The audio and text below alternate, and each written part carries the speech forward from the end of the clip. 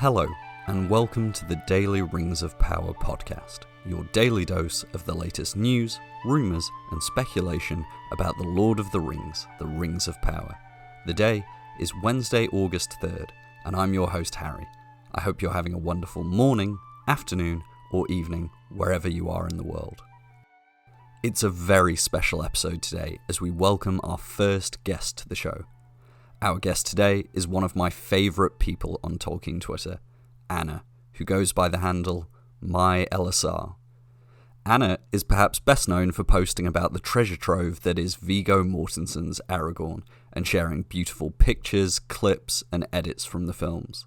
For me, Anna is always someone who makes Twitter a brighter place, and not only that, but she always offers smart and thoughtful takes on Middle-earth. As I wouldn't be doing this podcast without the sense of community I found on Tolkien Twitter, I knew Anna had to be my first guest, and luckily, she agreed to come on the show. Now, we only planned to speak for 30 minutes, but when you get two Tolkien fans on a call, that was never going to happen. I've edited down our nearly 2 hours of conversation into two separate 45-minute halves, the first of which you'll hear today. But before we begin, we can hardly start an episode without a reading from the professor's work. Today's reading was chosen by Anna and comes from The Lord of the Rings, Appendix A, The Tale of Aragorn and Arwen. But Arwen went forth from the house, and the light of her eyes was quenched, and it seemed to her people that she had become cold and grey, as nightfall in winter that comes without a star. Then she said farewell to Eldarion, and to her daughters, and to all whom she had loved. And she went out from the city of Minas Tirith, and passed away to the land of Lorien, and dwelt there alone under the fading trees until winter came. Galadriel had passed, and Celeborn was also gone, and the land was silent. There at last, when the Malorn leaves were falling, but spring had not yet come, she laid herself to rest upon Cerin Amroth, and there is her green grave, until the world is changed, and all the days of her life are utterly forgotten by men that come after, and Elenor and Nifredil bloom no more east of the sea. Thank you to Anna for that lovely choice of reading, and apologies to all listeners who are now starting their day feeling very sad about Arwen and Domnall. Well, without further ado, let's get into the interview.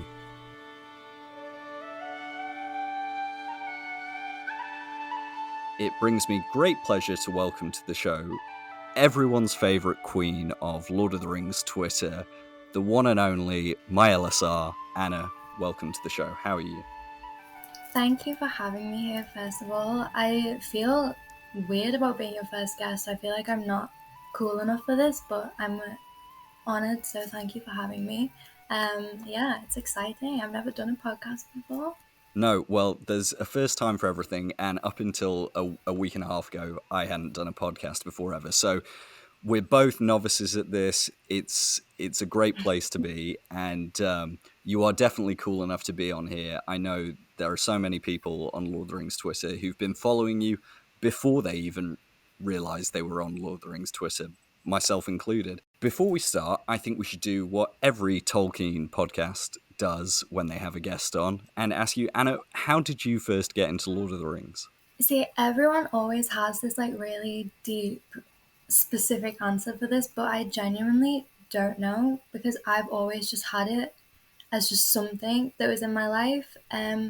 My earliest memory of it is not actually the books, it's the films, because my dad used to watch them with us when we were little, and I had to leave the room in the Khazad-dûm scene because it terrified me. And it wasn't the Balrog that terrified me, it was the stairs. I used to have nightmares about having to like run down those stairs, and I just couldn't watch it. So that was me done for a few years. I didn't touch it. I was like, no thank you. I've read the books, I've watched the films, it's scary, I don't like it. But then it was just kind of a staple because I've always liked, fantasy things. But I'd say I got a lot more into it last year, which is, I guess, during lockdown, which is when obviously I decided to make the Lord of the Rings account, because as much as I love my friends in real life, none of them have a clue about anything, Tolkien, Lord of the Rings, and I don't want to bite their ears off talking about it. So I was like, hey, seems like there's a lot of cool people here, people who kind of love the films, they love the books, we can talk about them. And here we are a year later, and it's going good. I mean, I've got like a really nice group of people on there who are lovely. They all love the books, and it's just been really nice to have the space to talk about it with everyone. Yeah, no, I completely sympathize with that. It is a strange feeling when you have something that you feel incredibly passionate about, that you want to talk about all the time, and you can usually get one or two sentences in with people where you say, "Oh, you know, Lord of the Rings, it's great, isn't it?" And they're like, "Yeah, yeah, I saw those films; they were pretty good." And then you're like, "What do you think about this new series?" And they're just the faces go blank, don't they?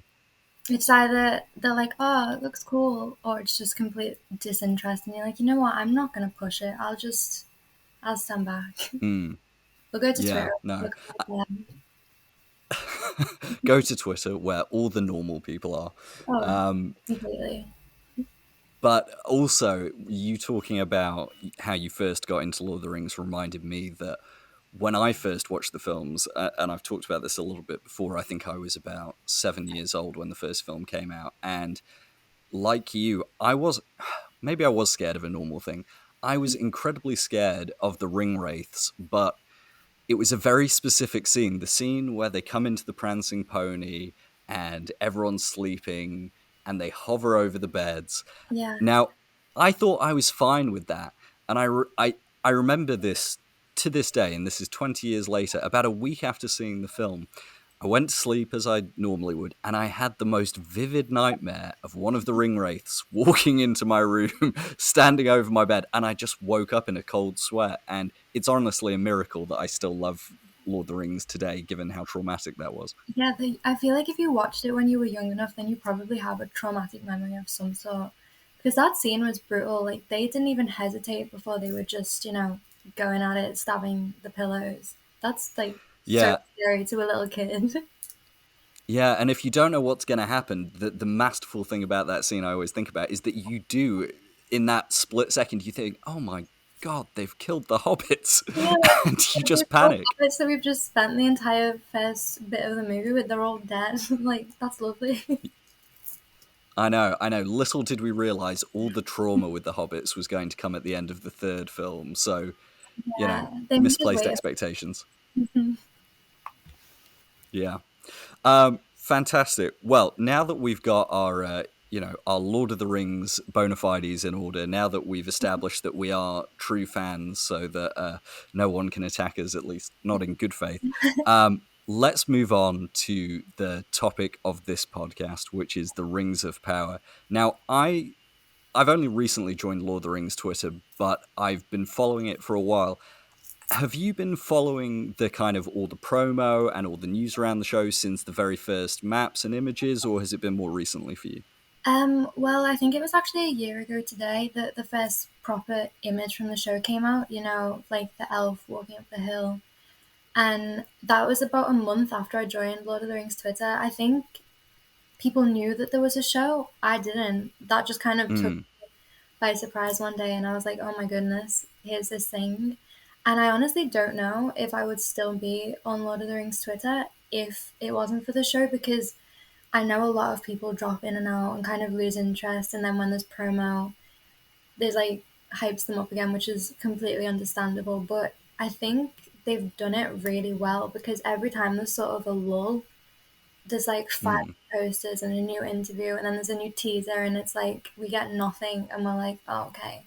And then all of a sudden, there's so much that we just can't breathe. So that's been like kind of since the start of the year, because they dropped that picture and then they went silent, and there was pretty much Mm. nothing until the I think maybe the title reveal, which was Yeah.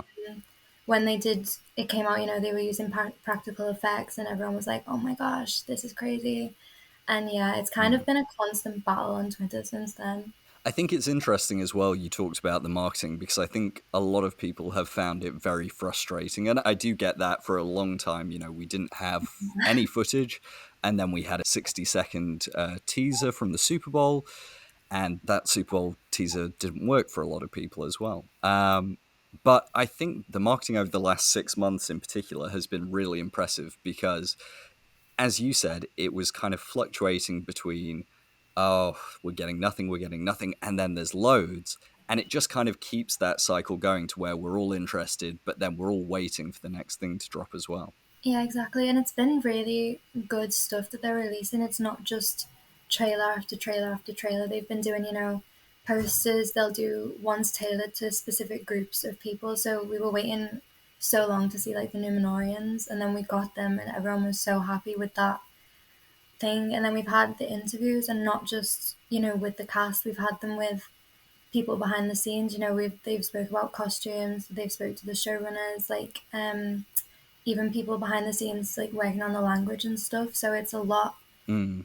It's not just like a service level promotion. We've got so much in-depth stuff about it already, and I don't think people kind of realize how much stuff we've got if they're not really going into the articles and stuff. Because I know, and I was guilty of this at first.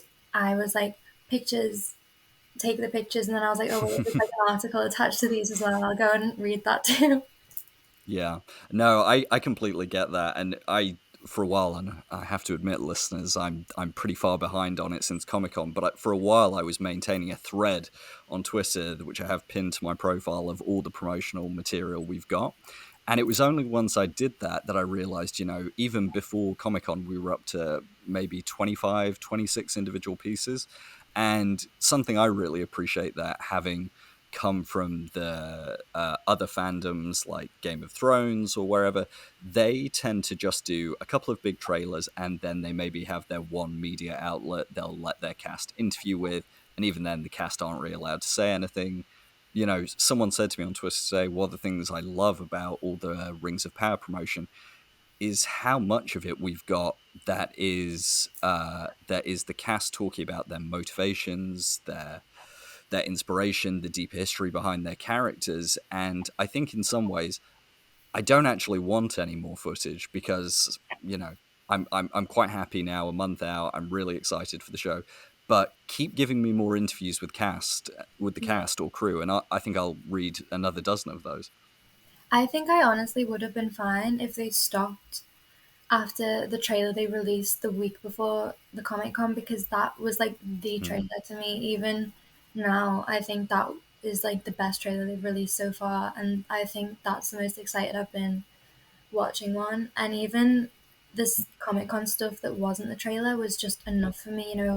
The live performance of the score, which has been taken down from everywhere, I think. And the interviews, I was floored. Obviously, I knew that they were going to know a lot of stuff about their characters, but it was just little details like, the way they were like correcting the pronunciations of all the names and stuff, and they were just putting these little facts in about their characters, and you could just feel how passionate they were. They weren't just like reading from a script and saying, "I'm this person, they do this and this and this." They were like Hmm. they're like as invested as we are, I guess, which it makes it a lot. It's really nice to see. So let's start though with the big picture. Based on all the footage you've seen, all the promo, everything you know about the story they're trying to tell, what are you most excited about in the show? I don't think there's one thing that I can say that I'm excited for. There's so many different places and people that I'm excited to see. I'm so excited to see the Harfoots because, we've had hobbits before and I love hobbits, obviously, but we've never had Harfoots. And I think it was an IGN interview I was watching before of the two people playing, I think it's Poppy Proudfellow and Nori Brandyfoot, and they were talking about how the one distinct difference between the hobbits we've seen and their hobbits was that they had the Shire, whereas the Harfoots carry their homes on their back, and they're wandering and they're looking for somewhere to call home. And I think that's quite an interesting thing that we've not really seen before with hobbits. So I'm excited to see them, and just every set picture we've seen from them looks adorable. Like their whole design is just incredible to me. I just love them. Yeah. It was something, and I often joke on Twitter that, oh, I'm not that interested in the Harfoots. I don't really care. But honestly, I am really impressed the way or at least we seem to be seeing that they're making it work because, I mean, I've never really had an issue with them being in the show because I've never thought that the showrunners would be bold enough to try and include them in any of the main stories. They've got enough to do, right, between the Forging of the Rings, Numenor, Sauron. I think they've got enough to do. But one of the things that I think works so well about The Lord of the Rings, and one of the reasons I think some people struggle with Tolkien's other stories like the Silmarillion, is because you lose that relatable perspective, right? Like, I don't know about you, but I can't relate to being an immortal elf or, a king of Gondor, of Numenor, or whatever it might be. I wish I could, but hobbits is where I reach, and I love relating to hobbits, and I just love seeing them, and I think it is a thing that I guess for more casual fans who aren't as familiar with Tolkien, they'd probably see this Lord of the Rings show, go in, and if there was no hobbits, they'd be like, well, what? Because that's like kind of the face of a lot of Tolkien's works is the hobbits. Yeah, yeah, and I think there's nothing wrong with that as well. There's To a certain extent, people often talk about the show. Oh, it's not aimed at Tolkien fans or book readers. I don't think that's true. I think you don't go into the level of depth they're going into. I don't think you go into the kind of extreme detail they're doing, whether it's set design, languages. But at the same time, Amazon has spent already $1 billion on it. They'll probably spend more. Um, they need people to watch it, and it is quite hard, to get people interested if there's no characters they know, or if the characters they do know are younger and look different. So I think it'll be really nice. And the other thing, I think the Harfoots will allow the show to get back to some of those Tolkienian themes about preserving nature, about Yeah, being at one, having courage for each other and the work of small hands. I think there's a lot of themes that they'll be able to explore that they might not be able to if they just focused on Numenor and the elves. yeah. There's like a heart to the Hobbit story, no matter what Hobbit it is you're looking at, and I feel like there'd be a bit of an absence if there wasn't one there. And Mm, like I think I tweeted the other day, I'll never shame anyone for not reading the Lord of the Rings books and especially the Silmarillion. And so mm, I'm kind of glad that people who haven't read it can go in and enjoy the show because obviously there's a lot for people who have read it to be like, oh, I know what that is, I know who this is, but I have a feeling you can go in and it'll explain enough for you to just follow along and you don't need to, research around the topic, which mm. isn't, I know a lot of people are like, oh, they should have just done it for the book fans, but I'm glad that it's accessible for everyone who wants to watch it. Agrees. No, I agree completely. And I think an interesting thing is I often see people say, "Oh, they're doing it for casual fans," and I put casual in inverted commas. When I see people say casual, one of the things I think about is, let's say you've just watched the Peter Jackson films. Well, you've sat through probably 8, 9 hours of films. Yeah, If you've watched the Peter Jackson original trilogy plus The Hobbit, you've sat through, 15, 16 hours of films. If you've then watched all of that and then you're willing to say, I'm at least going to watch the first 8 or 10 hours that, the first season of this brand new show, I don't know. I don't think that can qualify as being casual. That level of you're right. commitment seems to me like a pretty serious investment.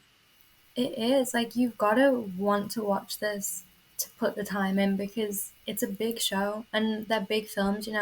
I feel like everyone who I've met who hasn't watched Lord of the Rings, their thing has always been they're 3.5 hours long, they're 4 hours long. I don't want to sit through that, and it's like fair enough. Mm, But I've never actually thought about that before. You definitely can't call someone who's sat through three possibly extended edition trilogies a casual watcher. yeah. That's intense. Yeah, exactly. And so I just think, the books, as everyone always says, and I know I'm not original for saying this, but the books will always be there. The Peter Jackson films will be there. If for you that's the kind of peak of adaptation, that will always be there. And this is just another thing we get to talk about. And if you like it, you get to talk about all the things you're excited about. And if you don't like it, then maybe that allows you to go back to the books or the Peter Jackson films and find new things to talk about, find comparisons where maybe they did things right that the show doesn't. So I think there's a lot of opportunities whether you like it or not. Now that we've talked about kind of big picture stuff, I don't know if we want to touch on the main footage we've seen, which is obviously the 3/4 trailers we've seen at this point. What have been some of the standout moments for you in those trailers? Let's talk about that. I think I can speak for a lot of people when I say that the shot that has stayed with me the most is, after Galadriel's "You have not seen what I have seen," just this like instant pan to that bright Yes. red shot with like the floating bodies and just all these details in the background. It was so unexpected and it was so striking, and I genuinely just it just pops into my head from time to time, and I have to go back and rewatch it because it's just so it's like it feels just lifted out of a Tolkien story. It just feels so Mm, like faithful, and I know um people don't think that this is going to be faithful, and I guess everyone has their own opinions, but when I see that, I just feel like it's come straight out of a book. It just looked incredible. yeah. It does have that sense of scale that I think, especially if you've read the Silmarillion or some of his extended works, it has that sense of scale that even perhaps the Jackson films never had the opportunity to, because there's nothing quite like, whether it's the battles of the First Age or the downfall of Numenor. These are more apocalyptic events, so to speak, Yeah, exactly. and I think there's a real opportunity there for the show to go bigger and bolder. But seeing as you've brought it up, I do have to ask you, what do you think that scene is? I Well, obviously, my first thought, like everyone's, was, "Oh my goodness, it's the Kinslaying." That was everyone's first thought. But I've seen so many different theories now. I'm just like, you know what? I'll leave the theorizing to everyone else. And when it gets revealed what it is, I'm just going to be like, wow, that's crazy. You know? I have It's no a smart idea. Yeah, I don't want to get my hopes up too much because that's such a brilliant shot. I don't want to be disappointed if it's not what I think it's going to be. So I'm Yeah. just, I think that's my thing with a lot of what we've seen from the trailer, like even the Sauron thing. I know people are like, it's Sauron, it's not Sauron, it's one of Sauron's forms, it's like a priestess. I we'll see when we see. And I know this is Mm. probably not the answer you wanted because I'm just like, whatever.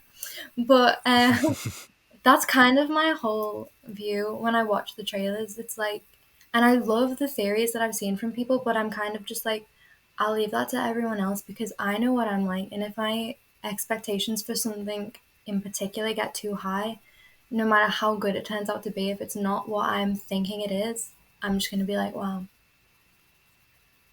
not good. Yeah. No, I get that. I get that. And I think there is I was discussing this with someone the other day. I think we almost risk by speculating so much that whatever it is on the show, whether it's that scene or any other, when you speculate so much, you say, could it be this? Could it be that? And you get so worked up about it. Then what could ever live up to it when you Yeah, see the exactly. episode? It's like, you never know how, like, don't raise everything too high. I like to just keep it here. And but I've not seen anything so far that's made me feel like I have to lower my expectations. I say don't get them too high, but I've not seen anything that's made me think, don't get excited. I'm like letting myself get excited. Yeah, I agree. I think there's a wisdom in being excited for something, but also not saying to yourself, "This is going to be the best thing ever. It's going to be better than the Jackson Yeah, films. It's going to be the best TV show." Who knows? Maybe it will, maybe it won't. But I think there's one thing I've come back to, which is the more I look at the footage, the behind the scenes, the interviews, I'm very confident that at the very least, this show will be better than 90% of things that are on TV, right? Like, even if it's at the bottom of premiere appointment viewing television, even if it doesn't, reach those highs of all time greats, I have absolutely no doubt that this will still be incredibly unique, incredibly large in scale, incredibly executed. And whether it's a good adaptation, we're probably not going to know for two, three, maybe even four seasons before we know whether the adaptation's working. But I'm not worried at all that this is going to be a disappointment of a show. yeah, I think it's got so much more going for it than it hasn't. It's got obviously the budget is insane. I feel like how can you go wrong with that? And what we've seen, it looks like they're using it in the right way. They've put all this effort into the costumes, like they're so detailed. They've all the actors are just so passionate, like I said before. I think it might have been you who told me that was it Robert Aramayo was like going around with his Lord of the Rings book or something and like reading it with Yeah. everyone. And it's just you can just tell that there's so much going for the show. You know, the practical effects, the giant sets they've built. It's even if it's not a good adaptation, like you said, I think it will be like an amazing fantasy show, like a high fantasy Yeah. show. We've not really had amazing fantasy things like that for a while. So, you know, we've got that, we've got the House of the Dragon. So, regardless of how good they are as faithful adaptations, I feel like I'll still be entertained. I'll still enjoy myself. And how can I complain about that? No, I agree. I think, just on that point about fantasy television, I also think people forget how lucky we are to be living in this era of kind of big budget fantasy television. I mean, I remember growing up and what we had on the TV over in the UK. You know, we had Conan the Barbarian. We had later on we had the BBC Merlin show, which was lovely and adorable, and I think there's lots of great things about it. But it was what we'd call in the UK a BBC level production and a BBC level Yeah. budget, and and then in 2011, Game of Thrones started, and obviously it became a pop culture sensation. And then we've had things like The Witcher, Shadow and Bone, Carnival Row, all these other shows that have now come out. And as you said, we've now got House of the Dragon coming out at the same time. So I think people sometimes forget that it was not normal even 15 years ago, maybe not even 10, because if you go back and look at the first 3 seasons of Game of Thrones, the budget is good. But actually, if you go back and watch those first 3 seasons, there's a lot of scenes that do feel very late 90s, early noughties kind of fantasy television. Which, when you look at shots from this show, I haven't seen a single shot where I thought, oh, they couldn't afford many extras there, or that's No. clearly taking place in a small room. And sometimes I feel like I'm just kind of blind when I say things like that because I completely agree with you. And I'll say something like that on Twitter. I'll tweet, the cinematography is amazing, or like I love these shots. And you're always gonna have people in your replies, but someone will just be like, CGI, it looks cheap. And I'm like, I genuinely don't know if we're saying the same things because it doesn't look like that to me, but maybe I'm just being positive. But it looks incredible to me so far, and the budget is definitely going to the right places. Yeah, but just thinking about the footage I've seen, I mean, I can think off the top of my head maybe 2, 3 shots I didn't like, and to be honest, 2 of those were in the first trailer, which was the initial time we saw Galadriel climbing up that ice wall. It looked a bit video gamey, which was a bit off-putting. And then there's been a couple of other shots where I thought, oh, I'm not sure about that, but considering we've seen probably a good 7 minutes of trailers, and of that probably 5 minutes of original footage, the fact that I can only think of 2 individual scenes that I thought, oh, not amazing, but I didn't think it looked cheap. I just thought, oh, it looks not as good because everything else looks Yeah. movie quality. Yeah, I have one shot Yeah. like that, and I can't put my finger on why I dislike it, but since the first time I saw it, it's the shot, and I think it'll be part of Galadriel's vision. It's where like Mm, this giant army all together, and then I think people have theorized that it's Finrod, and he's standing in the middle, and he's like screaming.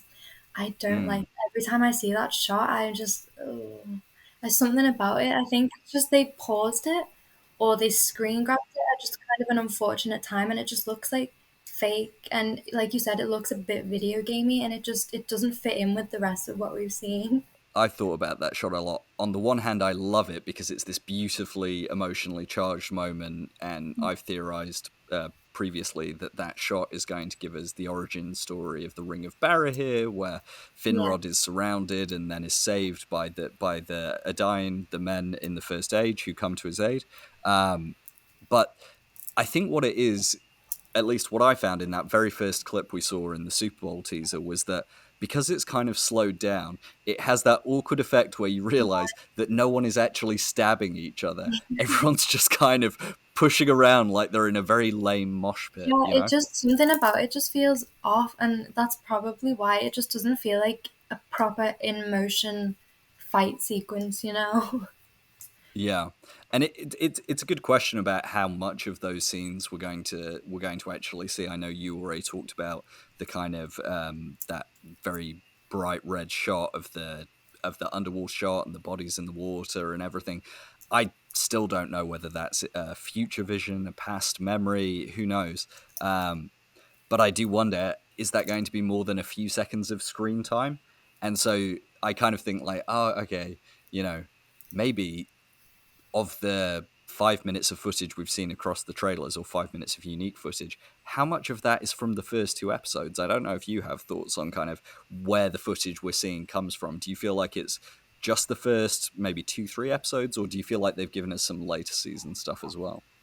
I feel like a lot of it's probably from the start, but I don't want all the good stuff to be condensed into the first few episodes because I do think that a lot of it's from the start. So part of me wonders, is it going to kind of like trickle out towards the end? Is it going to kind of slow down if these first two episodes are going to be as grand as we think they are? Is it just going to be amazing, amazing, and then just kind of good, but not as magnificent as it was at the start? Yeah. Yeah, there's definitely a danger with them, especially because we know we're getting a sort of prologue flashing back to the first age. I Yeah. almost wonder if there's a danger of audiences being blown away by that. And then when we return to and it's not every day, but it's certainly more grounded events of the start of the show, I do wonder whether people will be going, but hang on, I wanted to see the trees and I wanted to see the Oath of Feanor and I wanted to see the War of Wrath, and now you're giving me, Harfoots wandering around and you're giving me whatever. So it'll definitely be a challenge for them. I mean, on the trailer footage, I personally think we've actually seen some scenes from at least episodes 4 to 6, I would guess. I think the scenes with Galadriel and the Númenórean army, that must at least be episode 4. If you think about Galadriel's first episode, she's going to be coming back from her mission in the frozen north. Then she's got to sail on the boat, then shipwrecked, then end up in Númenor, then convince the Númenóreans to come back with her. Um, I've got to think that some of those scenes, of those fight scenes, have to be from, like I said, middle of the season, end of the season. We only have 8 episodes, but I've got to think they're at least from the second half of the season, right? Yeah, I think some of the shots wouldn't exist without all this plot behind them. Like we have to get to them. We can't. They don't just exist by themselves. Yeah, like the stuff with Galadriel and Miriel looking into the Palantir. We just that's won't be there by itself. We have to start with Galadriel, follow her to Miriel, and so I think there'll be a lot to get us there because obviously in the middle of that she's going to meet. I never said his name out loud. Is it Halbrand? Halbrand, yes. Yes, she's Yes, going to meet Wet him. Aragorn. Not my favorite person at the moment, but I feel like I will warm up to him at some point. Yeah. Hmm. Well, seeing as we're on that, let's talk about some of the original characters. I know we've talked about the Harfoots, but of the other original characters, who are you most looking forward to, least looking forward to? Well, I actually realized because I was trying to think of the reason why I wasn't that excited to see Halbrand because when he was first announced and his character description, I think Fellowship of Fans tweeted like his character description. My first thought was, "Oh my goodness, he sounds like Aragorn. He's going to be my favorite character." And then more started coming out about Princess Diza, and I know for a fact that she's going to be my favorite. And I think the difference is we've been there before with the long brunette haired man with a beard who kind of has a murky past and he's got to realize his potential or something like that. We've been Mm, there, so it's not something that I can really get myself excited for. But on the other hand, we've got Diza, who's the first female dwarf. She's got this whole thing where she's going to be singing a song. She's a ruler in Khazad-dûm, and it's a new thing. It's like a fresh take on a role in Middle Earth, I guess, which I'm hmm really excited to see. And Sophia Nombedi just seems incredible. I still can't believe that she did all this while she was a new mother, and she auditioned while about 2 days before giving birth. She just seems Yeah. incredible. And from what I've seen of Deezer, which is not as much as I would have liked, because I feel like we've had barely any content for Deezer compared to a lot of the other characters, but from what I've seen, I'm very excited to see her. It's interesting. Uh, Firstly, I'll say that I 100% agree with you. I'm incredibly excited for the whole of the dwarven plotline, mainly because I don't have a clue what they're going to do with it. We get so little in the books of what's happening in Khazad-dûm and the Dwarven Society during this time anyway. I'm very interested to see what they do, and especially because they seem to be moving away from the Jackson interpretation of dwarves, which is comedic relief. You know, they're silly, they're Scottish, they're short. You know, it was fine for a couple of movies, but by the end of the Hobbit trilogy, I was just like, I Yeah. felt like there was a real missed opportunity there. So I think there's some great opportunities there, and I think, like you say, Halbrand may turn into a really interesting character. I've personally long thought he might be the future Witch King, a ring wraith. You know, I don't mind that theory. I know we spoke before about that, oh, he might be Sauron thing, which I don't like, but the ring wraith thing, I could see that being a really Mm, interesting plot to go down. I think the Sauron one seems a bit too obvious, I guess. yeah, I think while I'm all right, Sauron being in places he wasn't in the books because of the compressed timeline, we literally don't know what Sauron's been doing since, since the end of the First Age. So he could have been anywhere, doing anything in any form. So that's fine with me. But I think it's just a little bit obvious. I would rather he was off screen for most of the first season. Yeah, Um, interesting thought though on Halbrand. Just before we started recording this, that one of the pictures released by Entertainment Weekly was titled "The Southlanders" or "The Southlands," which we yeah, know is, Bronwyn and Theo, and we know Arondi is there with the Sylvan Elves, but Halbrand was in that picture too. yeah. I thought I was getting it wrong. I was like, is this? Because to be fair, he looks different every time we see him. So I was like, is it? Mm, Is it not? Am I just? I don't know. I don't have a grasp of what he quite looks like in my mind. So I yeah, don't know. I don't know either, but I think he's a character that's going to grow on me. I'm not excited about him yet because they're keeping so much of his story a secret, Yeah. right? Um, and then kind of moving on to other original characters. I don't know. How do you feel about the two new Numenorian children? So Elendil having a daughter, Pharazôn having a son. Do you feel strongly about those characters? Are you excited, not excited? How do you feel about those two? Um, I'm glad that his daughter's name isn't actually Korean because that as soon as I heard that, I was like, come on, please. But it Yeah. feels unnecessary. I assume obviously there will be a reason for them putting them in. They wouldn't just say put these two people in for absolutely no reason. So I assume they're gonna have some sort of impact on the plot. But at the moment, they feel unnecessary to me. But I feel like Halbrand, they will have time to grow on me. I don't. It's interesting for the original characters because I kind of have a preconceived notion of all the ones we know about and the ones I've read about. But these guys, they have time to grow on me because I don't know anything about them. This is our first time being introduced to them ever, so it'll be quite Yeah. nice to meet new people as well as learning more about the characters we already recognize. Mm.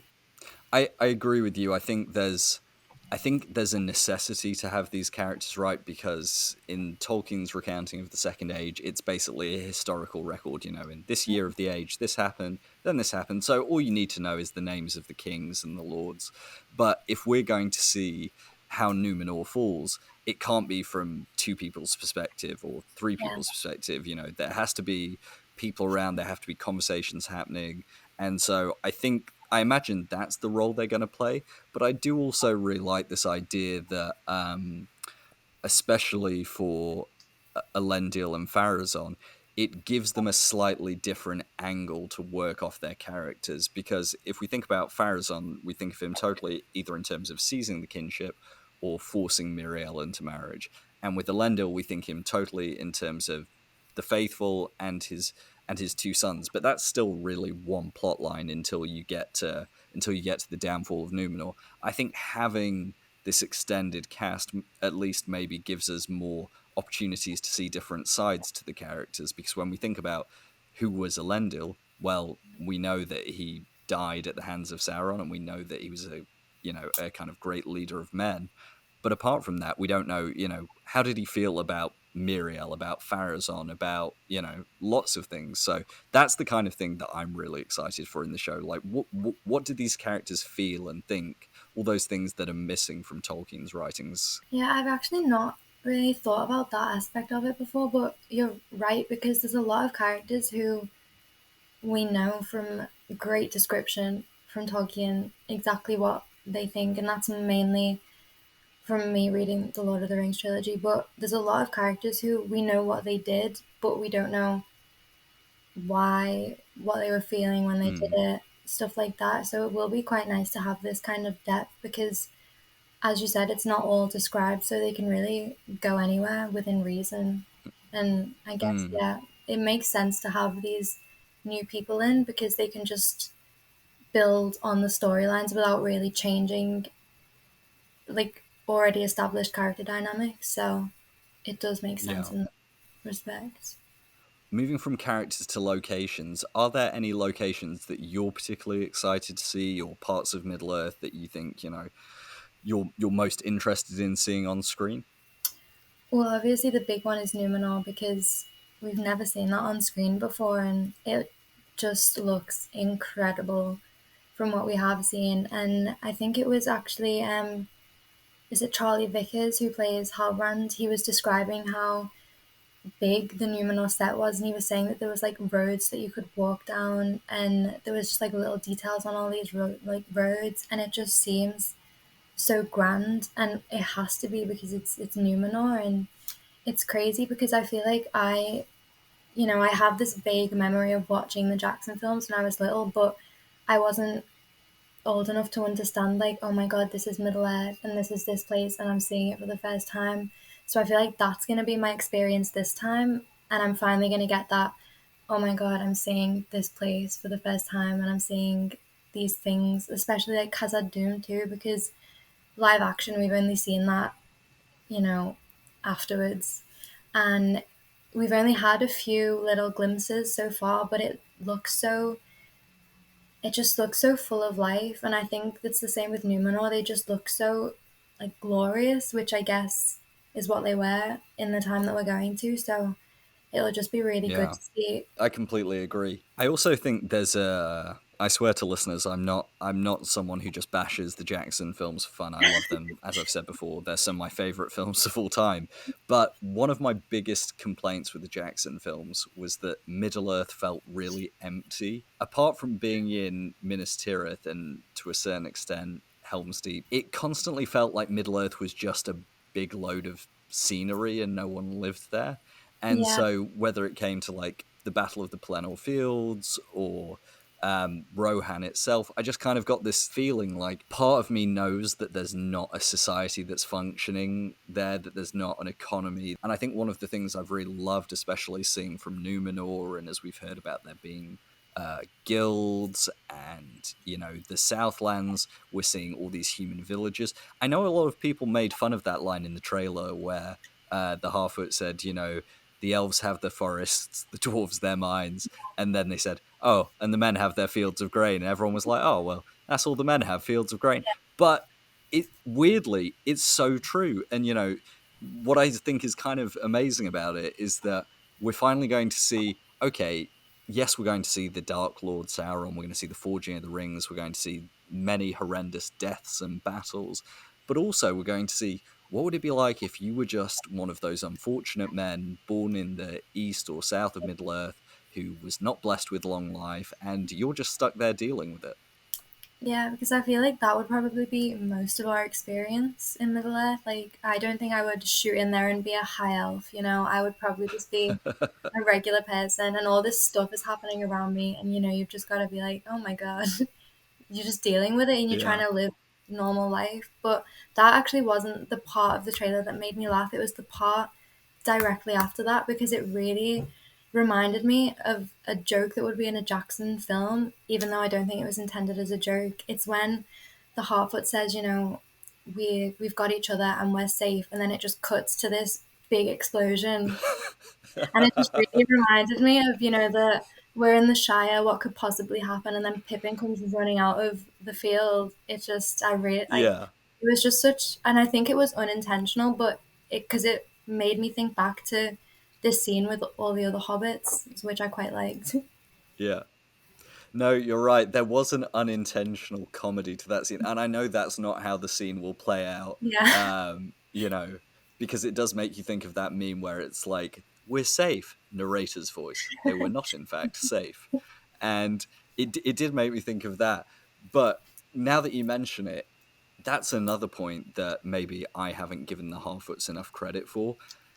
This show could be really quite heavy and serious and tonally a bit bleak if you didn't have characters who could inject a bit of comedy in there every now and again. Because one of the things I know people aren't going to want is Galadriel making fast quips like she's in a Marvel movie, or Elrond, making sarky comments every 5 minutes. Yeah. So I think maybe people need to realize that if you're going to have some form of comedy in it, you'd probably rather it was the Harfoots and not, the immortal and wise Galadriel. Especially now that they've taken the kind of pressure for all the comedy off the dwarves. It's kind of, I feel like with hobbits there's an inherent comedy, and that's not just me being like, oh, hobbits are hilarious because they're like little and they don't wear shoes and they're hobbits. But I feel like if there's ever a time for jokes that feel natural and like they belong there, it's with them. We'll end the first half of our interview there. I realise this is longer form content than my usual episodes, but I hope you've enjoyed listening to myself and Anna discuss everything Rings of Power. The second half of our conversation, releasing tomorrow, dives into strangers, villains, orcs, practical effects versus CGI, and our overall hopes and fears for the show. So come back tomorrow to listen to the rest of my interview with Anna. Thank you so much for listening. Namarie.